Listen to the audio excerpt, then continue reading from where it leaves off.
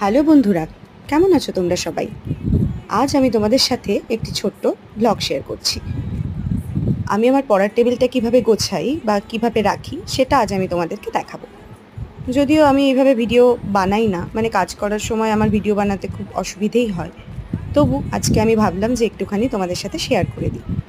আর এই পড়ার টেবিলটা বা এই কর্নারটা আমার সবচাইতে পছন্দের, জানো তো? তো আমি চেষ্টা করি এটাকে সবসময় গুছিয়ে রাখার। আর মা সরস্বতীর মূর্তি বলো আর পেছনে যে ছবিটা রয়েছে সেটা আমার নিজের হাতেই আঁকা। তো এগুলো আমি সবসময় আমার টেবিলেই রাখি। আমার ভীষণ পছন্দের।